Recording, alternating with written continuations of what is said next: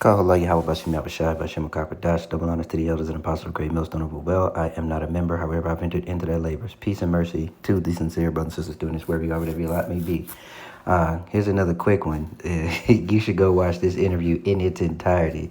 But the biggest hypocrite of all time, and I don't mean him in general. I don't mean him specifically. I'm talking about these people in general. Disingenuous and hypocritical. There is no greater instance in history than what we are witnessing right now, or what we have been witnessing at the hands of, the pseudoscience and the race-based science,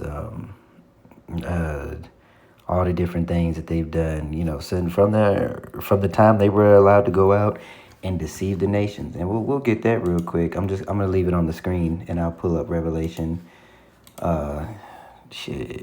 20 here really quick, and then we'll let this play, and we'll just add some commentary and some additional precepts, obviously, of course, and then that'll be it. So when you read Revelation 20, just as a reminder, it is 1 through 3. This is a chronological order, verses 1, 2, and 3, and then you skip to 7, okay? 4, 5, and 6 have not happened yet. That is after the third woe, the mandatory implementation, right? Or vice versa, and then Yahweh has to return, okay? So it is 1 through 3, 7, 8, 9, 10, right? Now, let's read Revelation 20 and 7 in pertaining to what I was just talking about before I talked about the chronological order of this chapter, all right? And when the 1,000 years are expired, Satan shall be loosed out of his prison and shall go out to deceive the nations, which are in the four quarters of the earth, which they have done. But now that scripture about the man of sin being revealed, you are seeing that, or is it son of perdition? I can't see. Yeah. It's both. So this is 2 Timothy 2 and 3. Let no man deceive you by any means, for that day shall not come except there come a falling away first, and that the man of sin be revealed, the son of perdition. Right? And you're seeing him being revealed, right? The skirt is being lifted, and she's got sores and discharge, all kind of nasty shit. You thought she was a beautiful woman, but she was a cankerous, sore-having, cantankerous whore. That's all she ever was, and the veil is being lifted. And many people, even those who don't believe, which this dude that's doing the cover of Lawrence John, he doesn't believe in the Bible, which, whatever. You don't have to. This is not anybody's job to try and convince people. That is a Christian thing, to convince people to believe something that just doesn't make sense to them. If it don't make sense, it don't make sense. You kick the dust off. Don't let that mess with your belief, though. All right, so here we go. As a traitor and extradite him back to the U.S. immediately. I've never seen one interview ruin Middle Eastern, actually Southern Asian relations in my life. I'm no longer Western Asian. calling it the Middle East. Call it Middle East for what, nigga? This shit don't even make no sense. But back to Mike fucking on his knees Huckabee. I think Tucker Carlson was such a weasel until he left Fox News. Since he left Fox News, the interviews he be doing, I'd be like, wow. He actually be exposing and asking tough questions. And my God, did he expose this little fucking dweeb. I'm thinking about the right of the Jewish people to their homeland. Do the Irish have the same right to a homeland? As long as they can defend it? As long as they can defend it. That's very specific and interesting words you use there, Mike, because why can't we use that same frame of reference for Israel? If they can't defend that motherfucker, maybe they should not be there. It took them 2 days of Iran bombing them to me. U.S., we need your help. Send your B-2 bombers. We need to stop them from having nuclear weapons. Pussies. What you talking about? Fight. Right, and furthermore, the scriptures do tell you that the two of them, or actually a couple, but one that says that that Jerusalem, the physical Jerusalem, because understand that that is a people before it's a place, but one tells you that Jerusalem shall be trodden down to the time of the Gentiles be fulfilled. And that is synonymous with what we just read about the man of sin being revealed. And you can link that to Ezekiel, I believe Ezekiel 35 as well, where it talks about how they would take the land into their possession, okay? So what did I say? We did that. What did I just say? Oh, until. So let me get until.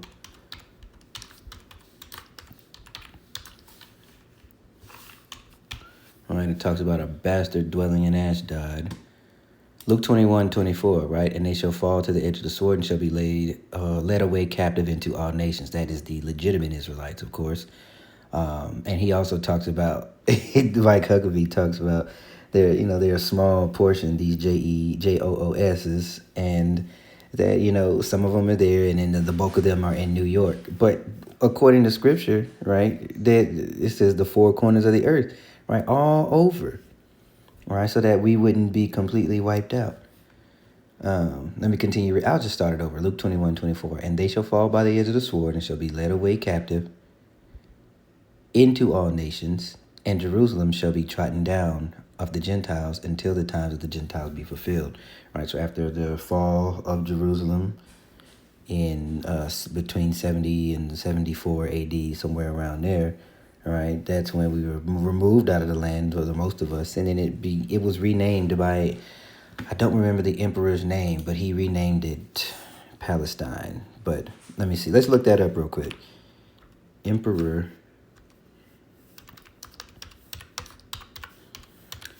that renamed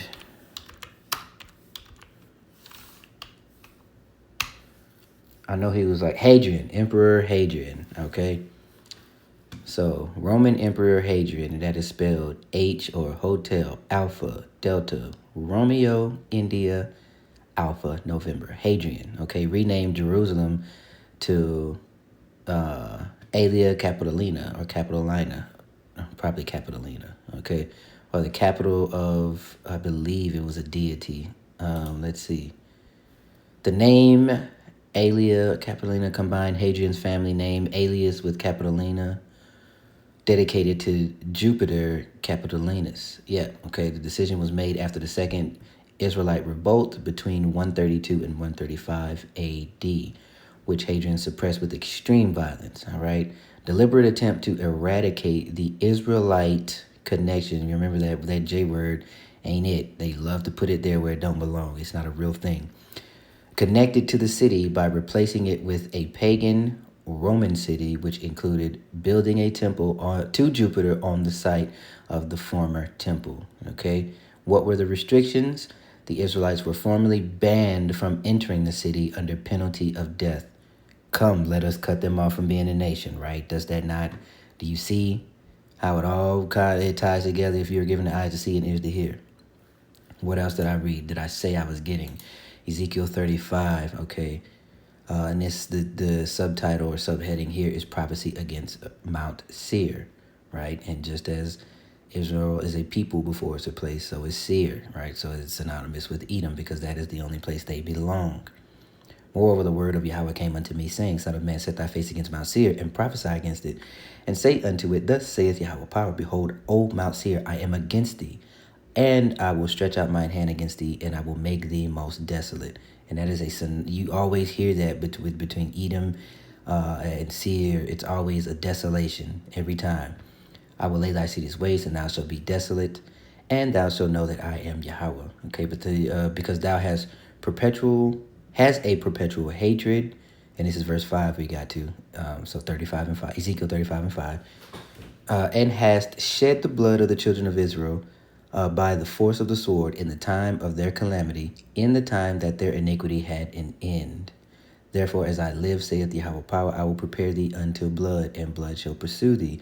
Since thou hast not hated blood, even blood shall pursue thee. Right. So whatever has, there's an equal and opposite, or not an opposite, I should say an equal return upon your own head of what has happened to us by your hand. Really, the entire world. There is nowhere. What's the saying? The sun never sets on the British Empire, right? But we understand that those are all the same people. They call themselves Australians and Brits and Spaniards and Germans and Welsh and Irish. They call themselves these things, but we understand They're actual. Everything they call themselves everything but what they are. They run from their name because their name is tied to desolation. Right? Thus I will make Mount Seir most desolate. This is verse desolate. All right, this is verse 7. And cut off from him that passeth out, and him that returneth. Let me skip down just a little bit. Verse 10, because thou hast said, these two nations and these two countries shall be mine, and we will possess it, whereas Yahweh was there. Therefore, as I live, Yahweh power, I will even do according to thine anger and according to thine envy, which thou hast used out of hatred against them, and I will make myself known among them when I have judged thee. And if we get some cross references for 35, Ezekiel 35 and 10, Psalms 83 is one of the first ones that pops up. Psalms 83 and 4. They have said, come and let us cut them off from being a nation, that the name of Israel may be no more in remembrance. Right? For they have consulted together with one consent. They are confederate against thee. Tabernacles of Edom and the Ishmaelites of Moab and the Hagarenes. And then it talks about, not only does it say Edom in its entirety, but then it goes in and says Amalek.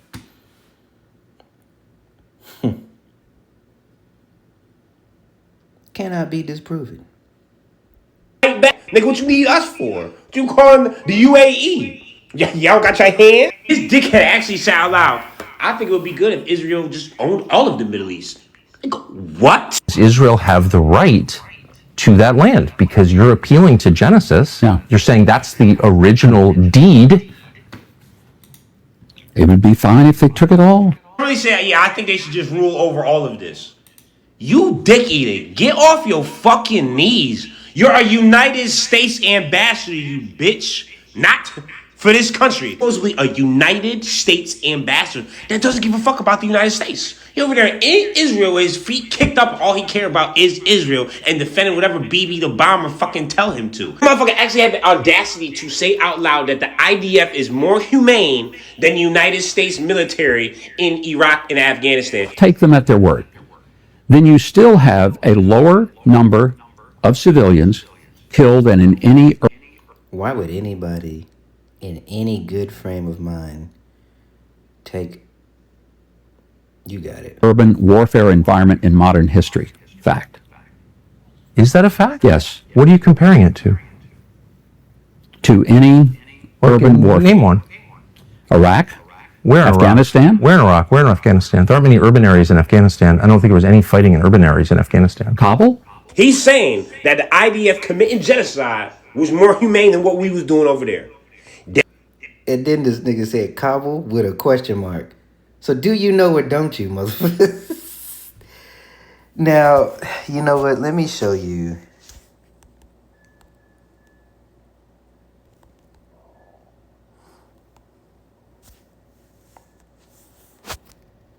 Man, I don't need that shit.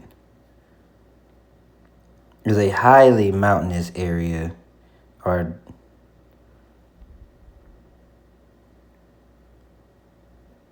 dang it, can I go to images? Because I was in these motherfucking mountains. Show me pictures. Why did it directly go to that? Okay. Well, you can look up Kabul.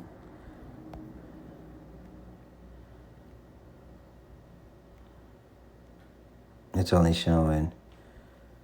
But yeah, most of it was, a lot of it is a mountainous region that a lot of the fighting went on. But anyway. That is occupied. We need this motherfucker extradited or just leave him over there. Who give a fuck? But take U.S. ambassador off this bitch name. The biggest part of the interview to me was the exposing of DNA. The only place in the world that you are not allowed to have a DNA test, you're supposed to just trust.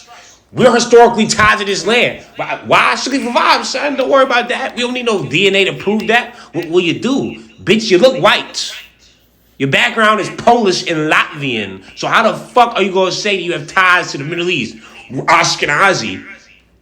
Fuck does that? Ashkenaz was a son of Japheth. So you, after Shem, because the man's name is Shem, not Sim, Ham and Japheth. Those are, you got your Ham being the progenitor of the dark races, with the exception of the Negro, who is a Shemite. So Ham being your so-called Africans, Japheth being your original inhabitants of what Rome and Greece were, and then your Polynesian folks, your Samoans and Tongans, of those of that such, which is a lot of them that are Jake. But Shem, all right, they're if you go to the table of nations, it tells you the descendants of Shem. Not but in Isaac shall thy seed be called, basically. Or not basically, in Isaac shall thy seed be called, point blank, period. Okay, so I believe it's what's the table of nations? Is it Genesis 10 that has the table of nations? Dear descendants of Noah, okay, sons of Japheth, Gomer, this is verse 2, Gomer, Magog, Madai, Javan, Tubal, Meshach, and Tiras. And the sons of Gomer, right, Ashkenaz, Riphath, and Togarmah, okay? So I wonder what his name means.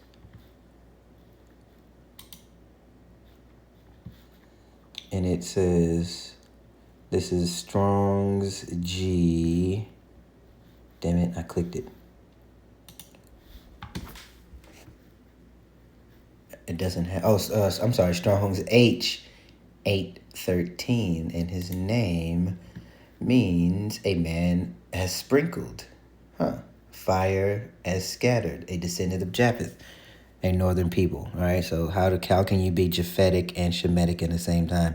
You cannot.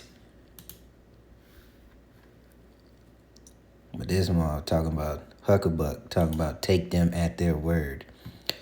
Okay, so the sons of Ham goes from verse 6 to I think all the way down. These are the sons of Ham to 20, okay?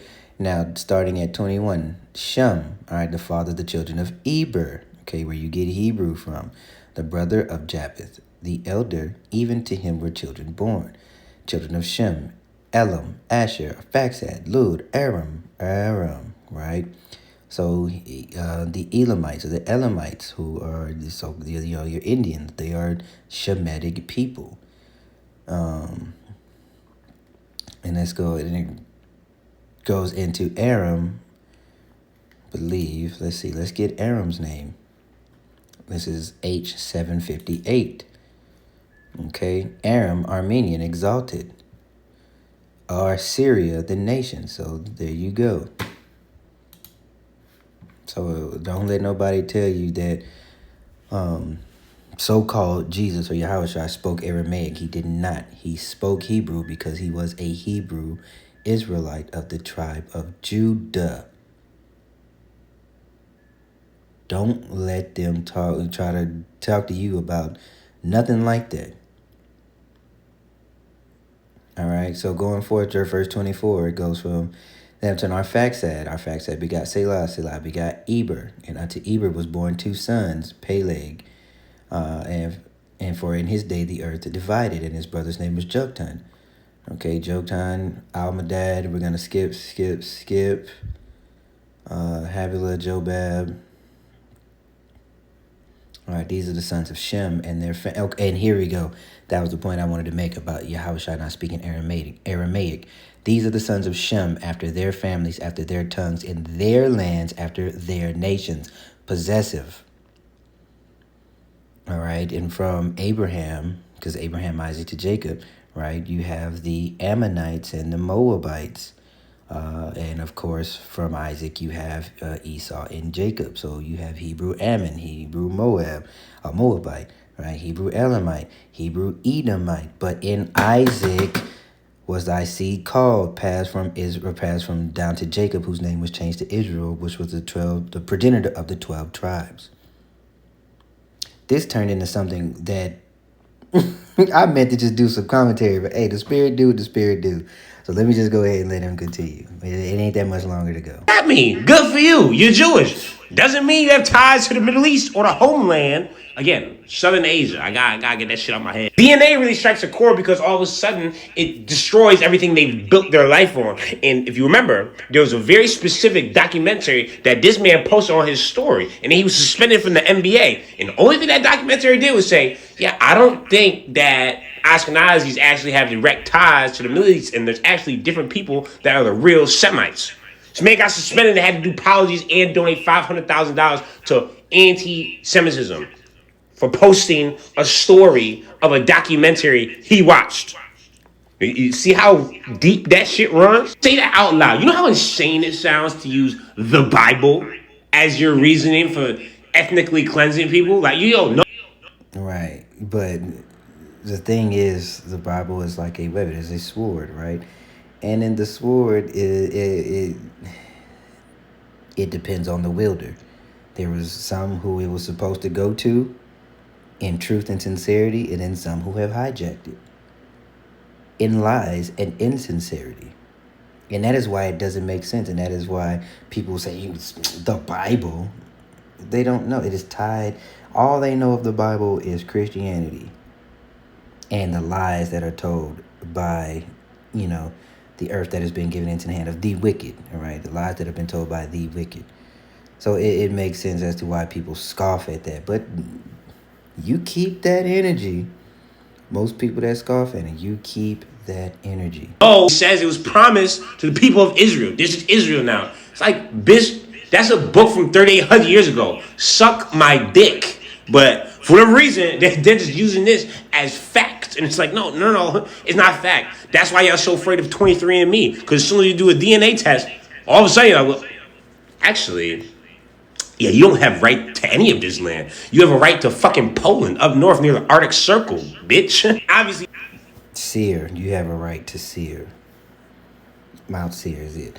But, that's really it. That's the point we got here. The scripture do tell you about a famine of the word, right? And that people are going to want answers. They're going to be trying to read their Bible and make sense of things. But at that point, it'll be too late. But with that being said, I pray that you stuck with me. This went in a different direction than what I thought it would be. But either way, scripture came out, and I truly pray that because scripture has gone out, the edification follows. So on to the next.